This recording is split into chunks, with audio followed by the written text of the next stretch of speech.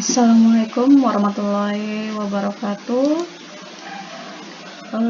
Kita akan masuk pada materi listrik statis.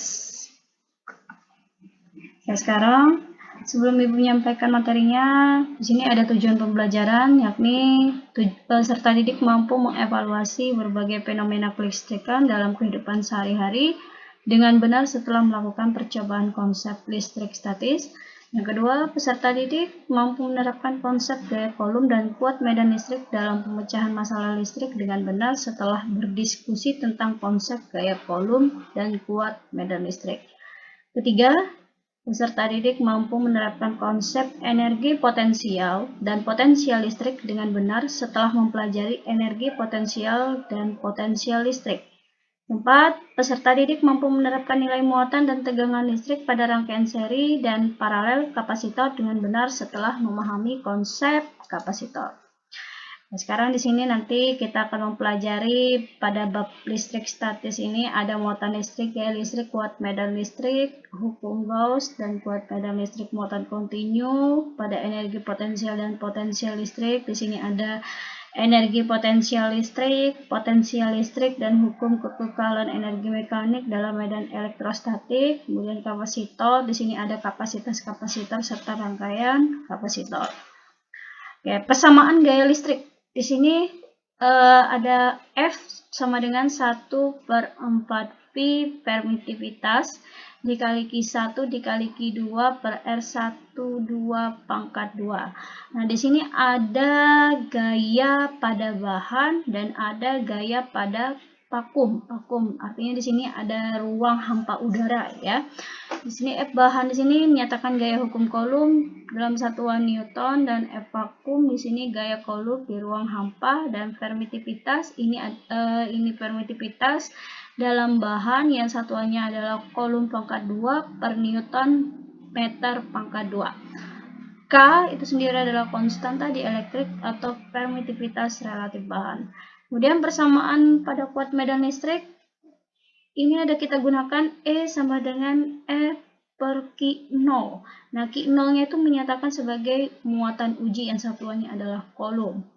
Kemudian E sama dengan K per R kuadrat. Nah, R kuadrat ini adalah jarak titik ke sumber medan. Dan ada juga E sama dengan 1/4 Pi permitivitas awal dikali Q per R kuadrat. Ya. Persamaan hukum Gauss. Persamaan hukum Gauss di sini kita lihat ini dibaca bold ya, bold V bukan bold, V sama dengan EA cos theta per sama dengan Q per permitivitas bahan atau permitivitas hampa udara. Yang permitivitas ini nilainya adalah 8,85 kali 10 pangkat negatif 12 Coulomb pangkat 2 per Newton meter pangkat 2. Ya. Oke, sekarang persamaan kuat medan muatan kontinu. Nah, ini dinyatakan bulk, ya dibaca bulk yang menyatakan sebagai rapat muatan listrik, yang satunya adalah Coulomb per meter pangkat 2. Q itu adalah muatan listrik satuannya Coulomb, dan A itu adalah luas penampang tiap keping, satunya adalah meter pangkat 2. Sekarang kita lihat untuk letak muatan uji. Nah, pada medan listrik ini ada kulit bola bermuatan dan ada bola pejal bermuatan. Ya, R-nya ini adalah jari-jari bola pejal bermuatan dengan satuan meter, dan R itu jarak titik dari pusat bola pejal bermuatan dengan satuan meter. Sekarang kita lihat letak muatan uji di luar R lebih besar daripada R. Pada kulit bola bermuatan medan listriknya itu adalah E sama dengan K per R kuadrat.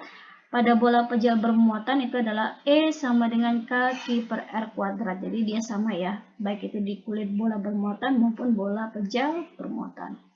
Kemudian di permukaan, letak muatan uji di permukaan R sama dengan R. Kulit bola bermuatan itu E sama dengan K per R kuadrat, E sama dengan K per R kuadrat. Jadi sama ya untuk kulit bola bermuatan dengan bola pejal bermuatan. Kemudian letak muatan uji di dalam R lebih kecil dari R. Kulit bola bermuatan E-nya itu sama dengan 0. Kemudian pada bola pejal bermuatan itu adalah E sama dengan K per R kuadrat. Nah, sekarang di sini kita lihat untuk persamaan energi potensial. Nah, di sini persamaan energi potensial itu menyatakan usahanya itu sama dengan jumlah energi potensial. Ya. Kemudian persamaan pada potensial listrik ini menyatakan delta P sama dengan Kq dikali 1 per R2 dikurang 1 per R1. Jadi K-nya itu adalah ketetapan kolom ya, yang menyatakan nilainya adalah 9 kali 10 pangkat 9 Newton meter pangkat 2 per kolom pangkat 2. Kemudian di sini ada persamaan hukum kekekalan energi mekanik dalam medan elektrostatik yang menyatakan Q kali P1 ditambah setengah MV1 kuadrat sama dengan Q kali P2 ditambah setengah MV2 kuadrat. Ya, di sini kalian bisa lihat beberapa keterangannya yang ada. Nah, sekarang kapasitas kapasitor keping sejajar.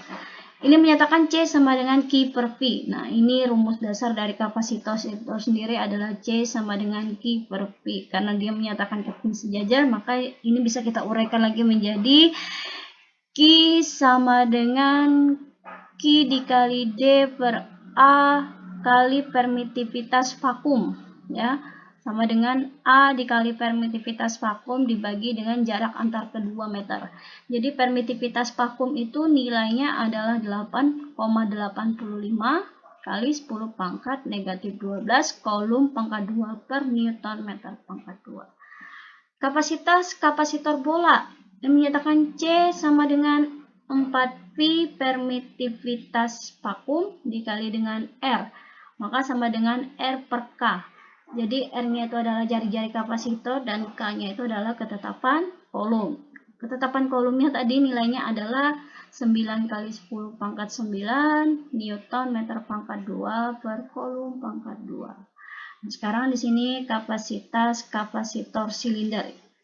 Di sini kita bisa lihat persamaannya adalah C sama dengan 2P permitivitas vakum dikali dengan L per Ln dikali R1 per RL per RD.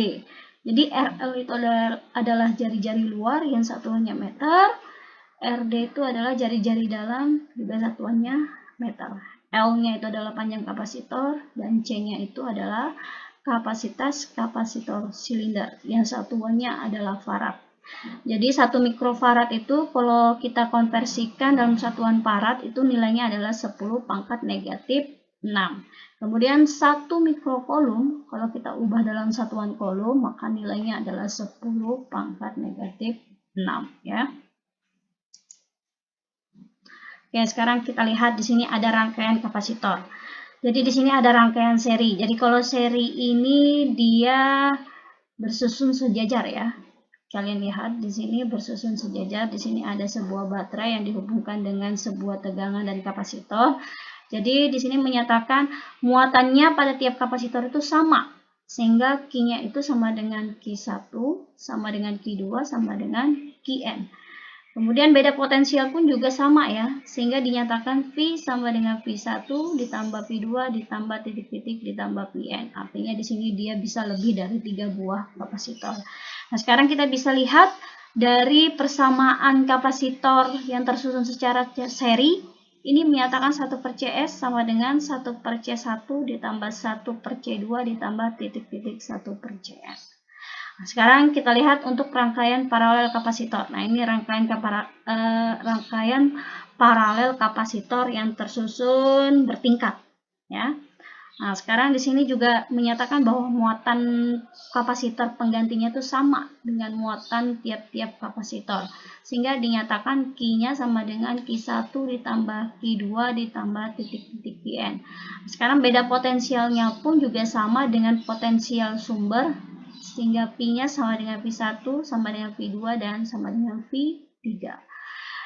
Jadi kapasitor pengganti yang kita dapatkan bila tersusun secara paralel itu adalah CP sama dengan C1 ditambah C2 ditambah titik-titik Cn. Artinya di sini bisa lebih dari 3 buah kapasitor.